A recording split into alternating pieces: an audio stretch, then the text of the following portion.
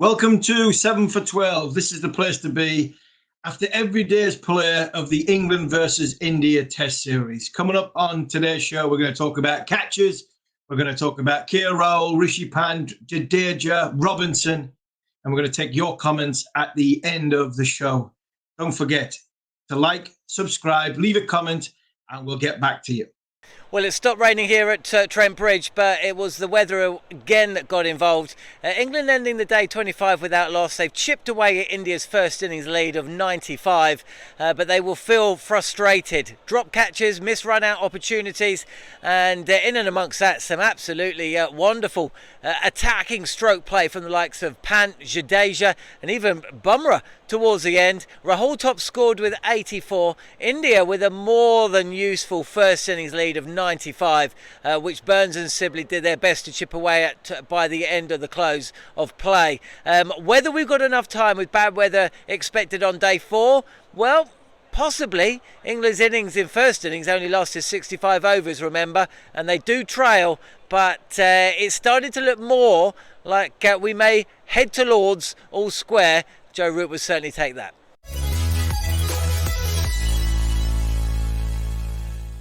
Another frustrating day at Trent Bridge. You're out there. It looks as though you're basking in the sunshine and the glory of the weather. And in the England and India players are back in the hotel.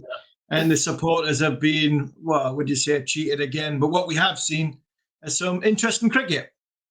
Yeah, frustration for sure. I think that England will feel frustrated because they dropped catches, they missed some run-outs, and really they did back up their bowlers in the field. And if they had done, then I think the scores would have been very, very close, and we'd be looking at things very differently today. And I think India are frustrated because when you bowl a team out for 183 and you're 97 without loss, or even 205 for, what were they, 205 for 5, you want to be putting the opposition out of the game, and they haven't quite done that.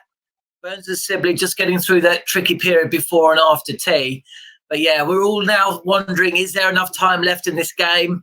It is like it was yesterday when we were recording 7 for 12. It's glorious out there, but very bizarre weather conditions today, Harmy. The wind was so strong. 1 minute it was torrential sideways rain, whichever way it was coming. And then the next minute it was like that. So very difficult for the groundsman. And there was a lot of water that fell on the pitch between about 5 o'clock and 20 past 6 when they called it off. But yeah, it's always the way, isn't it? Now it's beautiful. You could play a 100 game out there right now. Yeah, and the frustrating thing from my point of view is the catches. England can't afford to drop catches. You know, you've only got we talked about when England were the first session of India batting, KRL and Rohit Sharma going well. We said there was criticism about bowling wide. Jimmy Anderson spoke brilliantly to the TV this morning, telling you why they did that, because it didn't have enough runs on the board. Exactly what we said after. Yeah, well, you said. Yeah, after we said days 1 and 2, I know Jimmy as well as anybody, and I know the way the man thinks, and that's what he'd have been looking at. Give us a sniff. Give us a chance, and we'll go bang bang, because we haven't got many runs to play. But you've got to take your catches. The catches were, for me, there were simple catches apart from the Anderson one. I thought that was a difficult one over the top of his head. But the run-outs, they didn't help either. And the way I look at it, John, is pressure. The guys that dropped the catches, the guys that made the run-outs, were not only are they playing for their places. I know Joe Root dropped the catch, but I'm talking about Joe Root as in the pressure on him because of the game's going away from him. He's thinking about how to change his bowlers. All of a sudden, the ball, and it hit him that hard, his cap fell off. So it wasn't a difficult chance. He should be taking that. But the pressure of international sport in the cauldron, crowds back on, I think it really got to England today. And some of the players who were thinking about other things, probably thinking about their place. And when they come out second innings, they're batting for their place. You know, you concentrate on what you're doing in the middle and at the time. I think that is where England fell short today. Yeah, it's a good point, because yesterday, of course, Sibley put Rahul down. Sibley's under pressure, of course. Then today, Lawrence missed a relatively straightforward stumping, but in the heat of the moment, you can see why he threw direct. He didn't think maybe Butler could get up to the stumps in time. And then Overton came on, not really under pressure, but he was cold, wasn't he? Missed a run-out opportunity. And Burns missed a run-out opportunity. Obviously, he's under a lot of pressure as well. And then that drop by Root was by far the worst of the lot, certainly looked the worst of the lot. In between that, though, you talk about the pressure on the fielders. India batted like they were under pressure. You know, Rishabh Pant, I know he bats that way, but it was like, I hope you caught your train, mate. He was 25 from 20. Jadeja really launched into Robinson, took a liking to Curran at one stage as well. I mean, Bumrah played like Bumrah had to play. But in and amongst that, you do wonder, for a team that really was dominating India, they got spooked. You know, they got spooked quite easily. So that would have been picked up by England. They'll be sitting there thinking, hang on a second, this team aren't quite as all-conquering as maybe people are being led to believe. Oh, absolutely. I totally agree. And I think the Rishi Pant one would worry me in that dressing room. I must admit, if I was Ravi Shastri and Virat Kohli, I just wonder if in India, in good batting surfaces, when you can come out and you can flail it everywhere and you can go free spirit and let the young man go. And I don't want to rein him in at all. We might need another batsman in this team. We just might need another batsman in this team. I'm not sure our top five are doing enough. If Kohli goes early, I'm not sure the other four are doing enough to give Rishi Pant the license and talk about this is the way he plays. But Jadeja plays that way as well, and he played the situation brilliantly. He got stuck in. He got dug in. He played within the parameters of his body. The only reason he went to the Jadeja we normally expect, the aggressive manner, was when the tail enders started coming in. But by that time, he was seeing it like football, and he batted really, really well. I was so impressed with Ravi Jadeja, and he's gone only the fifth Indian to go and get 200 Test wickets and 2,000 international Test match runs. That's a great achievement, and he's a phenomenal cricketer. So I would just worry that Pant, 9 more innings to go.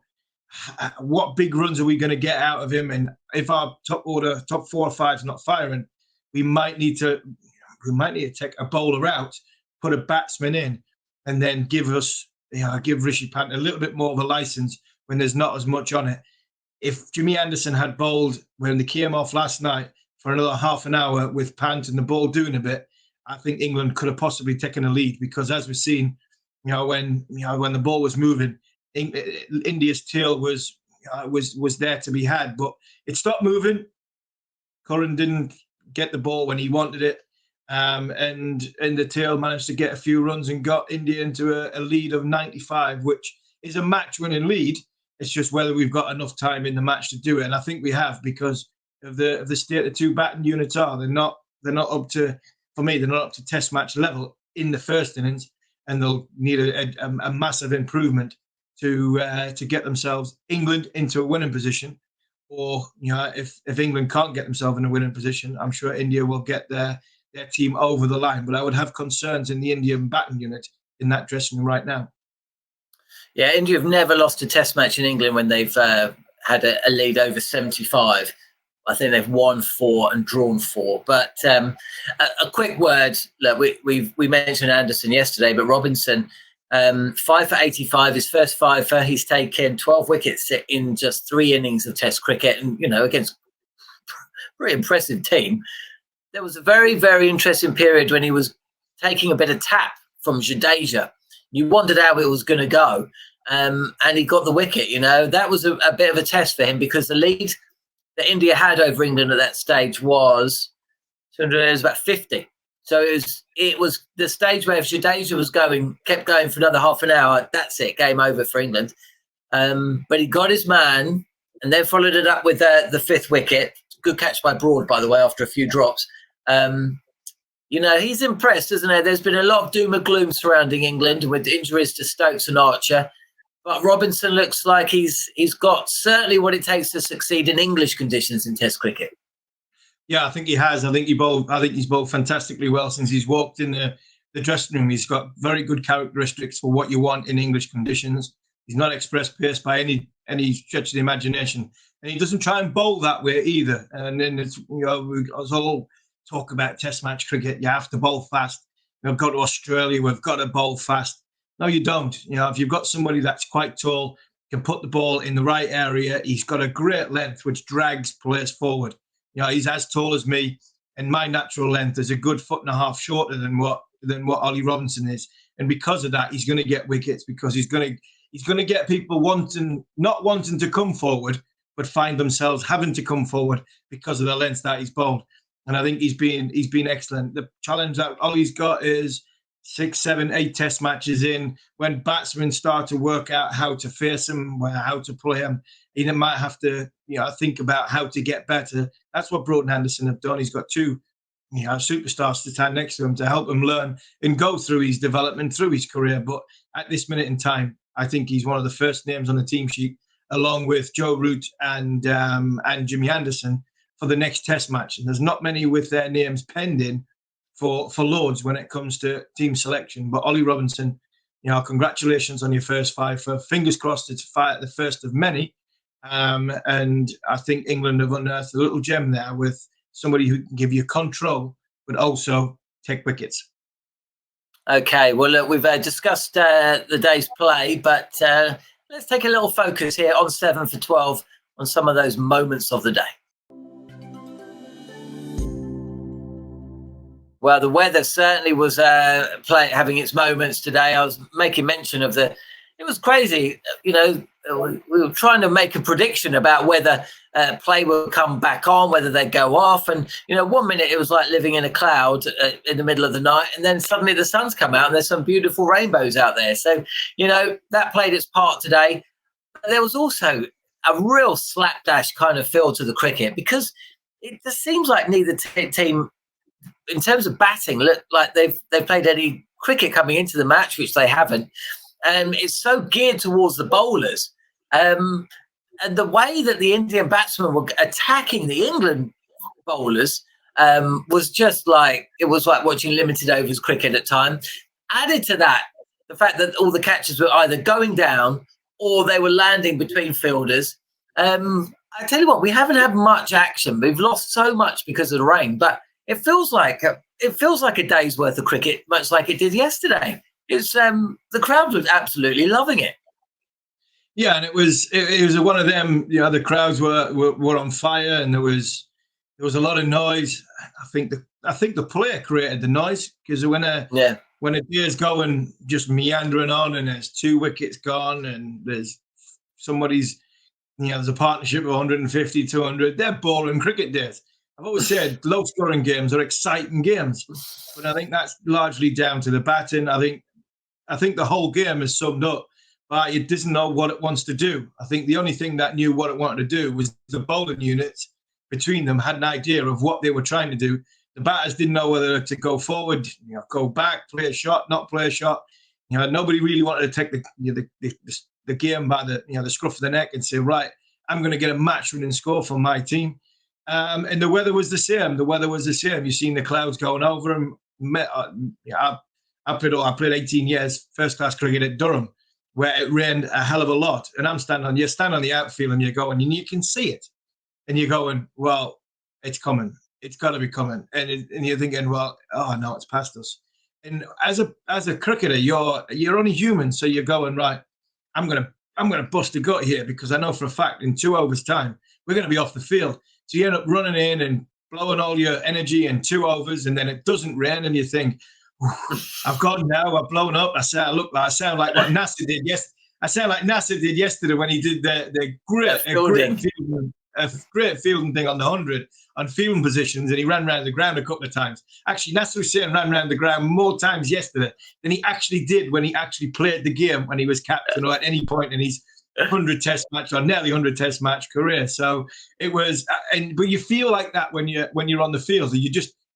There's 2 ways of looking at it. You either want it to absolutely chuck it down and think, right, we're off for the day. We'll go out. You go back to the hotel and we come back tomorrow, because it gives you a clear thought process in your mind. Or you wanted to go down the river, or you wanted to move down the Trent and think, right, just let's get a blue sunshine and let's get on with the game. As a batter, it's very, very difficult to stop and start. But it's just the same for the bowlers as well. So, all in all, it's been a game where nobody really wanted to get a hold of the game. and the weather did the same, and it didn't know what to do either. Brilliant stuff. Okay, well, look, we're getting to the stage of the show where we're going to answer some of your questions. And again, yesterday's at 7 for 12, plenty of questions, and I've got some of the best ones for Harmy.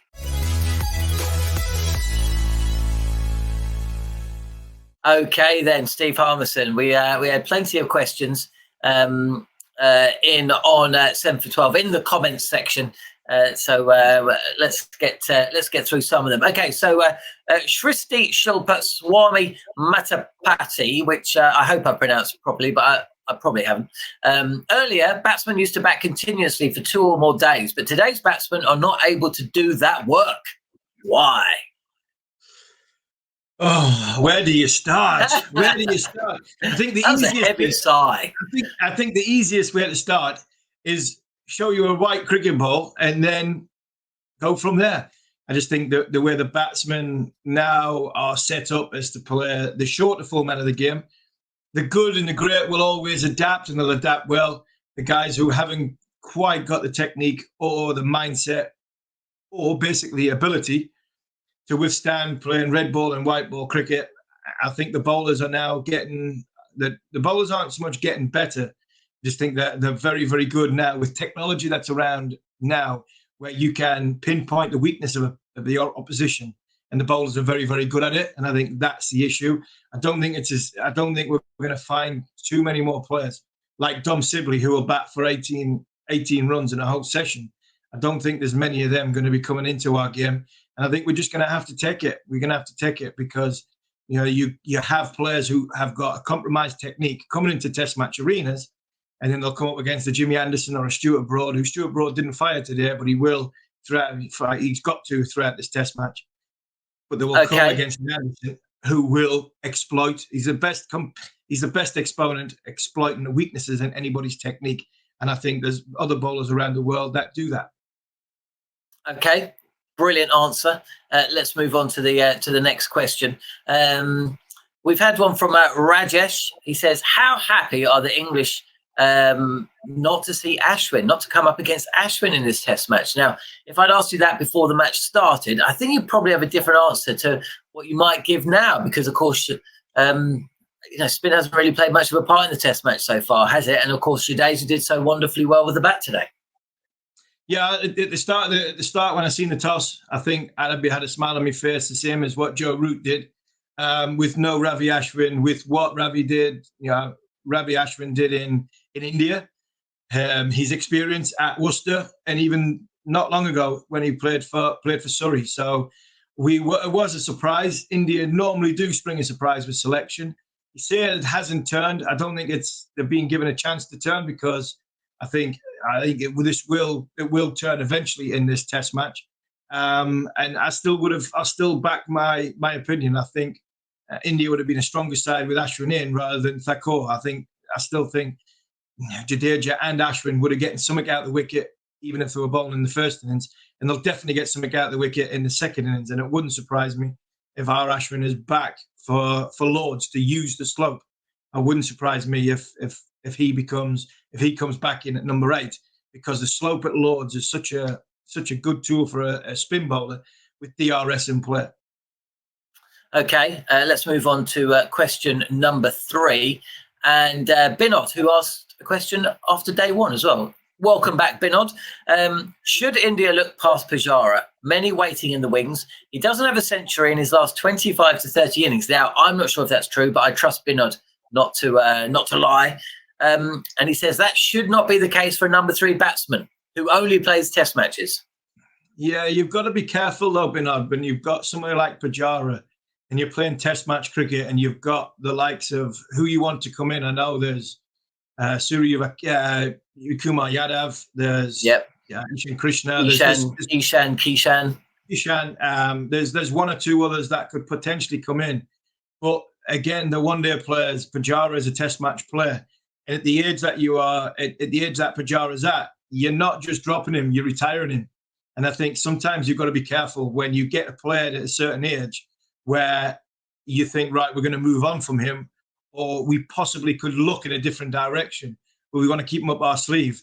At the age Pujara's at, you are probably retiring him. And I think you're going to do the same with there was a question mark, Sam, on Ashwin not long ago because of the spin bowling department that India do possess. So I think you've sometimes got to be careful when you're going to drop somebody of an age where there's no return.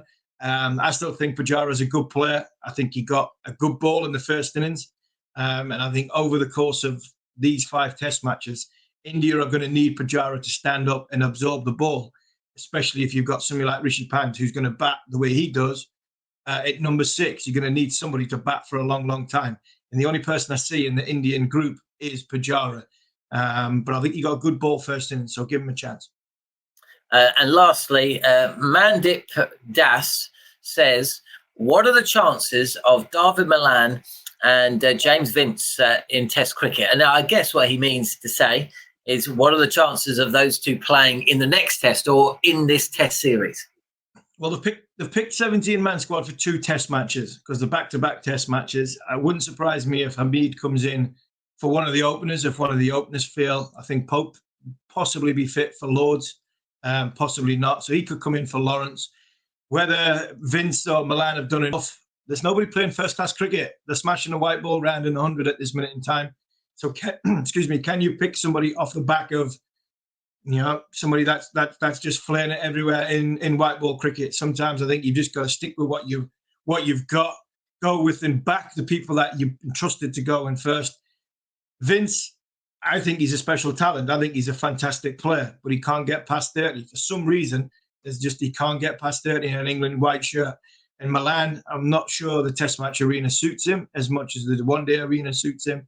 So I don't think Malan would come back, especially at the age that he's probably at now, that England will look further afield. So Vince, I still think there's a possible outside chance. I'm going to Australia because he's done Australia all right in a big bash.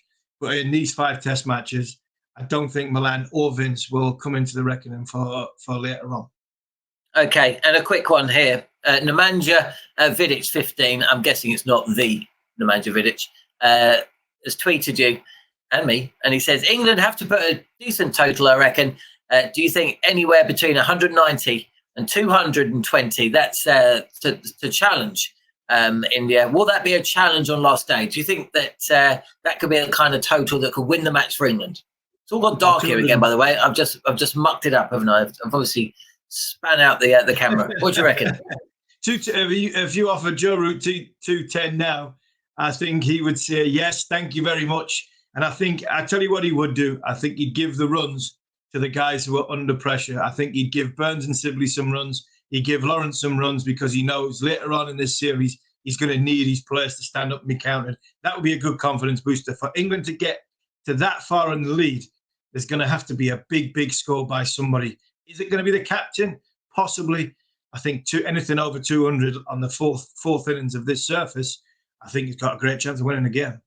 Brilliant stuff. Look, if you want your question to be answered by Harmy, drop a question with hashtag the comments section on Twitter, or just write a question in the comments section. Do you see what we've done there?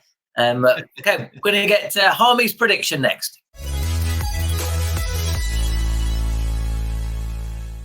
A full day's player tomorrow, and England will, for me, bat for a long period of time, I hope.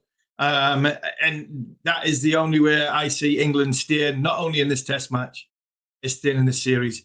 If England get a heavy defeat, which would be a loss by 10 wickets or unthinkable, get bowled out for less than the total that India have got, the lead that India have got, I think the writing would be on the wall for a heavy defeat in the Test series.